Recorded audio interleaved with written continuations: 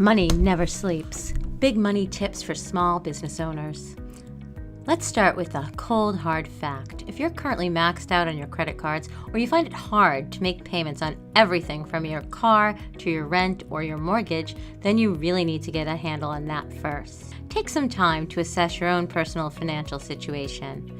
Take care of yourself before you tend to a new business.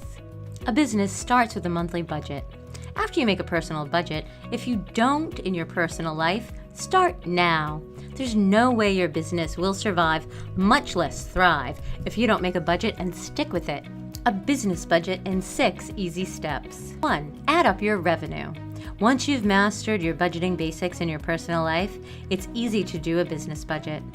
Let's start at the beginning. First, add up your monthly revenue sources, and remember, we said revenue, not profit. You want to include all the ways you make money before expenses are deducted. Ideally, you've been in business for at least a few months, possibly a year. Why? You want to do the same calculations for several months. Then take an average. Few businesses earn exactly the same thing each month, so come up with a monthly average because it's important. Subtract fixed costs. Now you want to do the same thing with your fixed costs, which is defined as any cost that doesn't change with the output of your business. This includes line items like rent, taxes, and equipment. Depending upon your business, you might have more or less fixed costs. Sometimes new small business owners confuse this term to mean costs that I can negotiate. That's not true, since you can obviously negotiate your rent, but these costs remain the same, whether your business is doing well or poorly. So for example, if you leased a widget machine and now business is slow, you still have to make payments on that widget machine. Determine variable expenses. Obviously, variable expenses are the opposite of fixed expenses. Here we're talking about things like wages, supplies, and utilities. Why are these variable? Let's go back to the widget machine. You need to keep making payments on it, but if business is slow, you're using it less, which means your electric bill is cheaper. You can also save on the wages of your widget machine operator. Conversely, if business is booming, you might pay for an extra shift to run the widget machine night and day, driving up your wages and utility bills, but earning more revenue. In other words, variable costs can fluctuate with business activity. Just like you did with revenue, these estimate costs are over a series of months.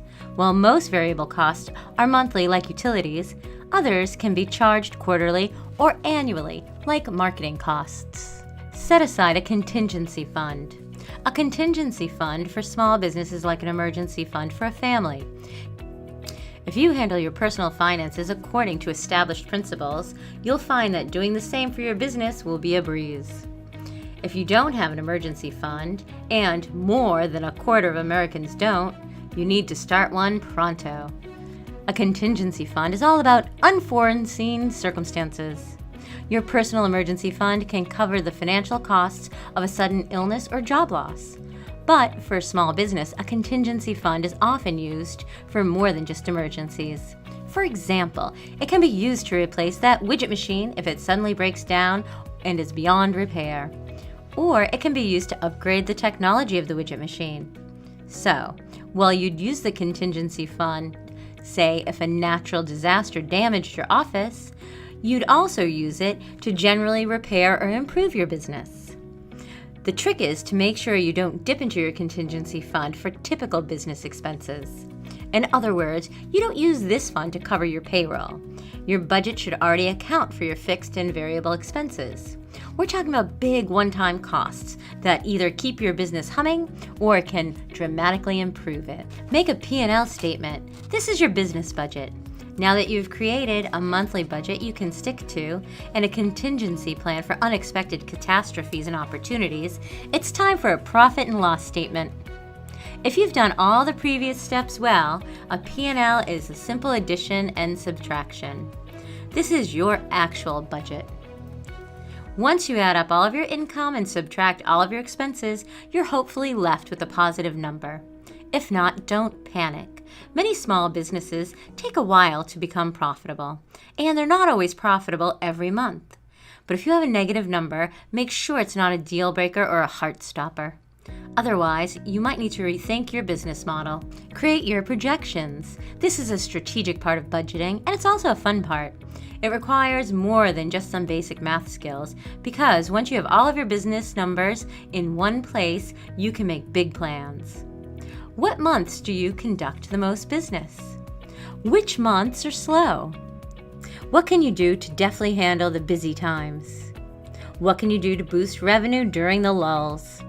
Now you can devise a real business strategy supported by hard data. Now that you've done your budget, you have the tools to create 3 key financial statements. One you've just done, that's the P&L, along with the 2 other documents. These are the 3 you will need: a profit and loss statement, a balance sheet, cash flow statements. It's an equation that looks like this: your liabilities plus your equity equals your assets. As the U.S. Small Business Administration says, the 2 sides of the equation must equal out. Confusing? Hold that thought for a moment. A cash flow statement is simpler. This highlights how much money coming in and going out. Cash inflows include not only cash sales, but also accounts receivable you collected, loans, and other investments.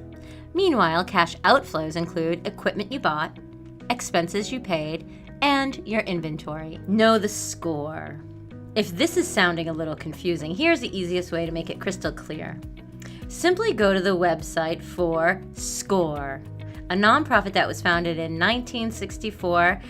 It's basically a bunch of thoughtful and smart retired business leaders giving back by mentoring new business owners. SCORE has a complete but easy to understand template that you can download for all 3 financial statements we just talked about, plus a lot of other helpful resources. We urge you to check out SCORE for those templates and other advice. The help is free. Overcoming cash flow problems. While solidly built budgets and financial statements are required to be truly successful, they can't prevent the inevitable cash flow problems many small businesses face at one time or another, such as not enough sales, not enough collections, too many expenses. There are several common causes for cash flow issues.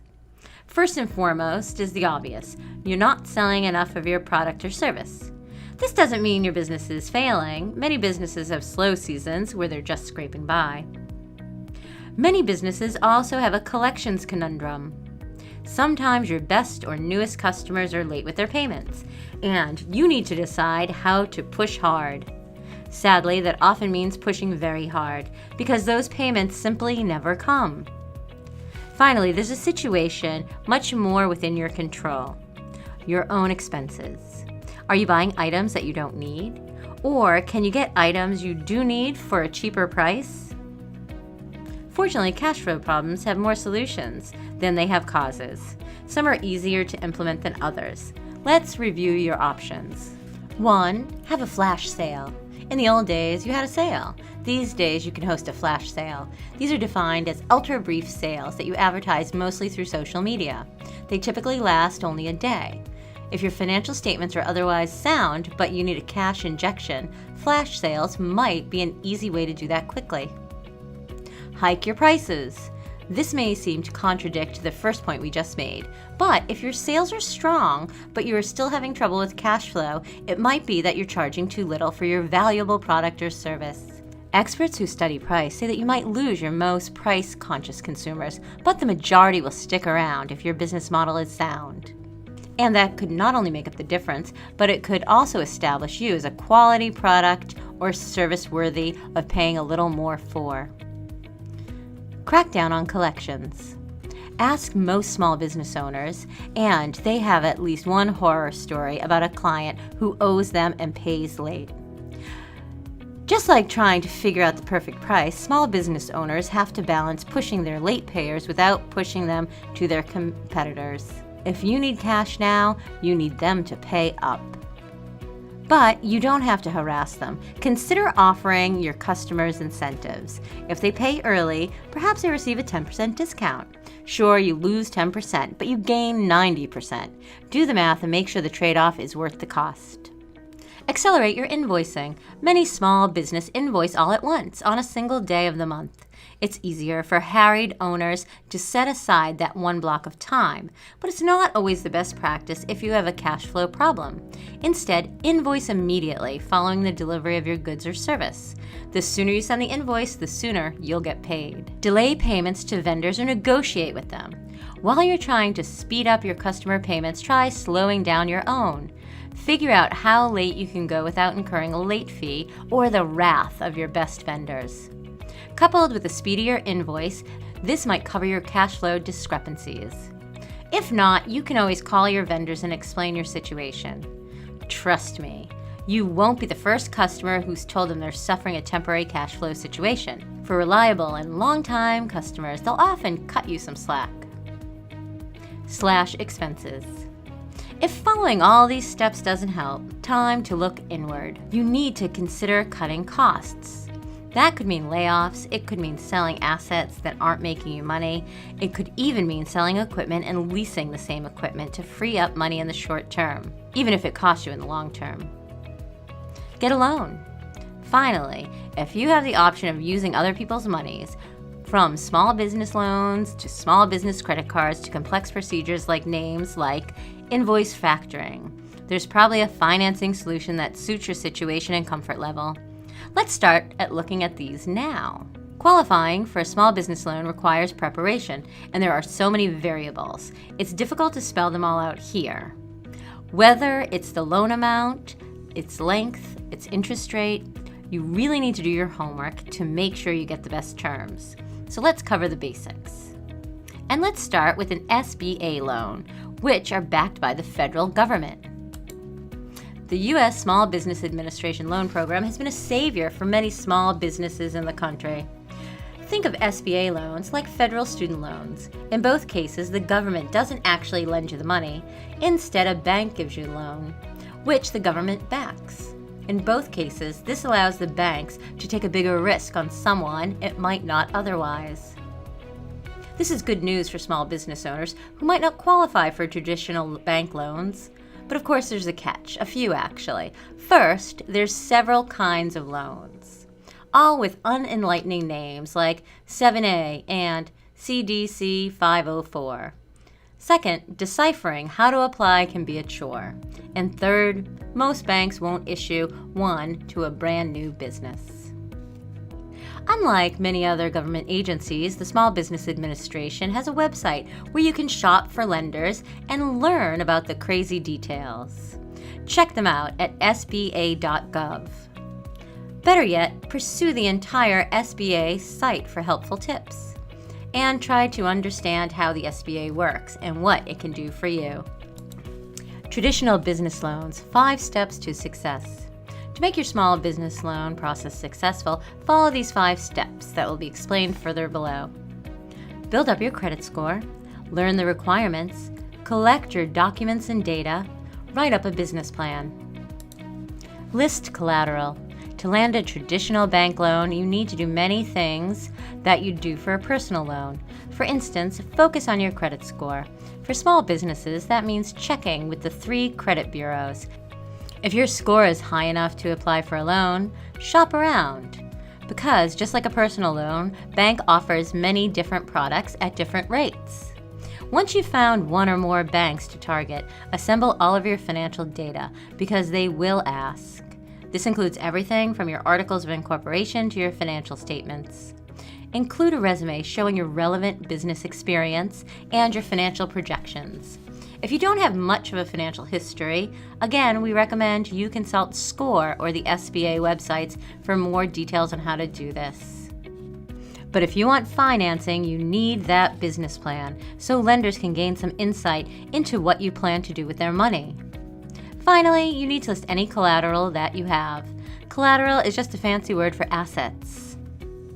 And that can include your widget machine, any real estate you own, and even your inventory.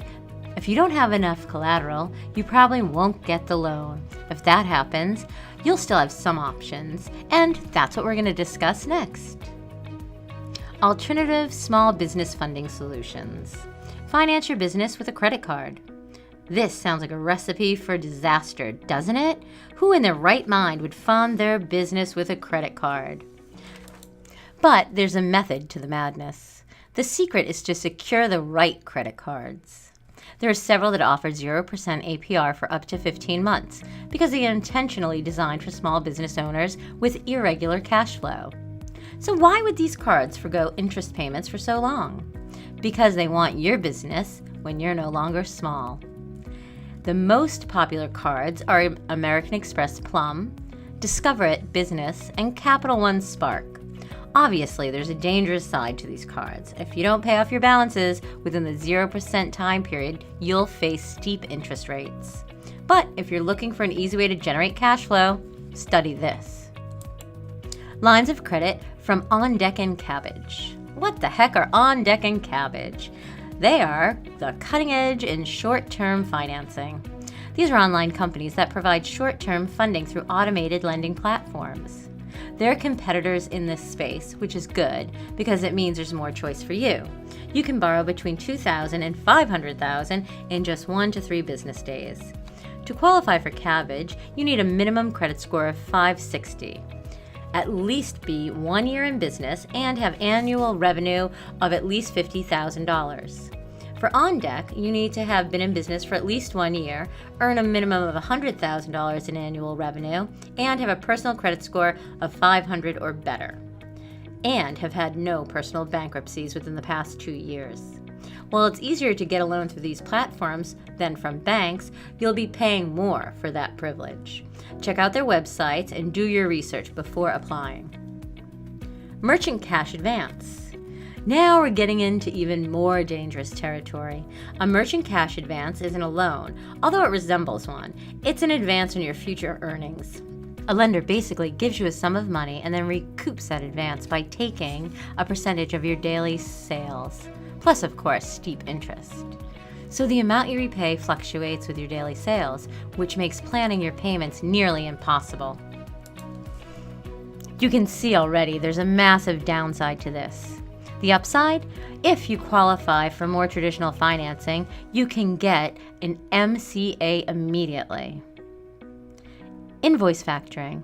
In this variation, you don't need to repay short-term loans with a percentage of your invoicing. You actually sell your invoices.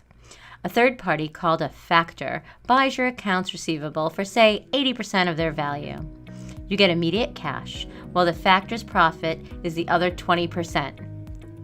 The downside here is obvious, starting with the fact that you no longer control your own collections process. The factor does. 2 of the more popular factors are Fundbox and Bluevine, but there are others, each with their own set of rules. Crowdfunding.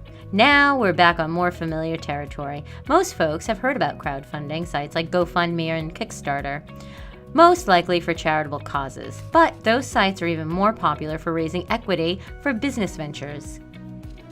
There are also so many to explore that it might suit for your particular business, including Indiegogo and Kiva. If you have a compelling story or product, this is a low-risk way to raise money. Personal loans. Finally, we end where many small business owners start. It's common for new owners to finance their own businesses in the beginning. If their personal credit score and credit histories are more established than their businesses, they can apply for a personal loan. You can often secure a better interest rate if you've done, like we've said in the beginning of this presentation, improved your personal finances so you can focus on your business. Here's a perfect example why that's so important. You can access additional financing for traditional risk instead of delving into MCA and factoring.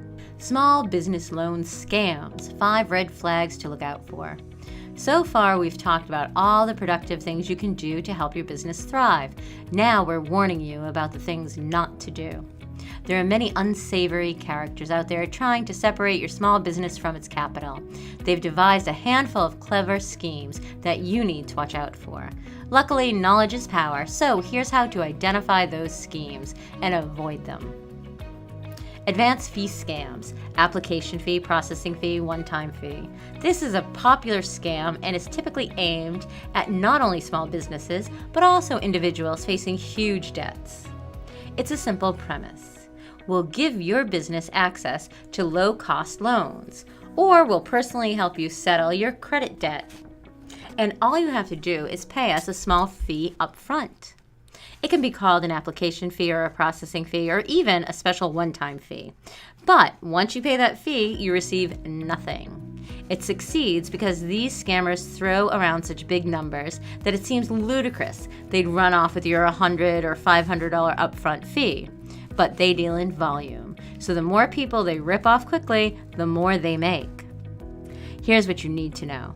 No reputable lender charges you an upfront fee. Peer lending scams.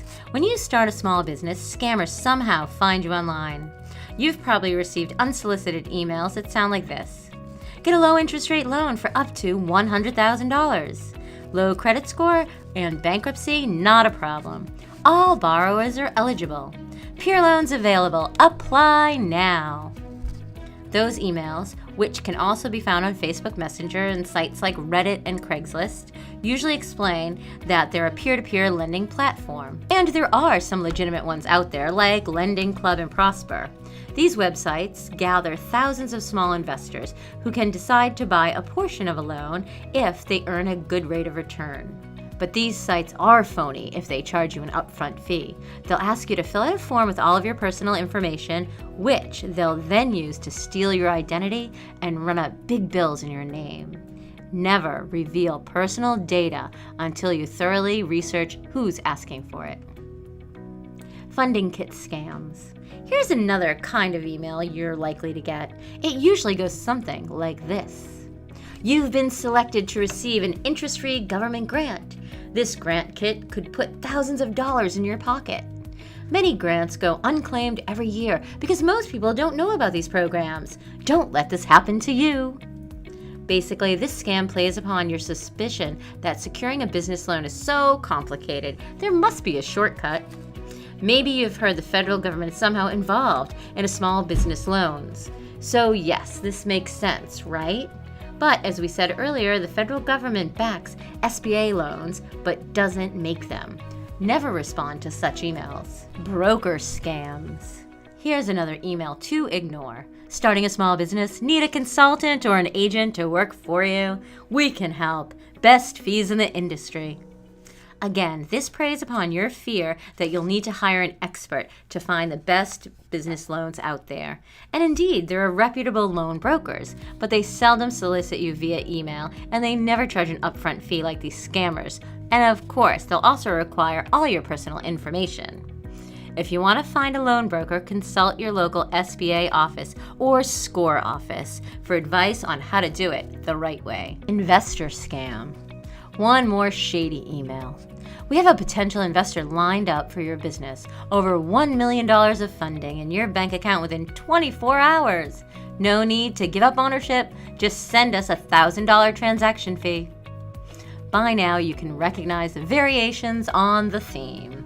But this one is particularly alluring because it seems to answer all of your prayers. But think it through. What investor is willing to put up their money for someone they've never met? Resist the temptation and ignore these emails. Small business success. Be profitable, comfortable, and knowledgeable in no time. So that's it. We've reviewed some complicated topics and things you need to be aware of to avoid falling victim to a scam. The most important thing you need to remember is that you should treat your business's budget and finances in general separately from your personal finances. That may not be as easy as it sounds, but it should be the goal. Setting up your records properly is sometimes the hardest part. So if you heed this simple advice, you'll have all the tools you need to be successful.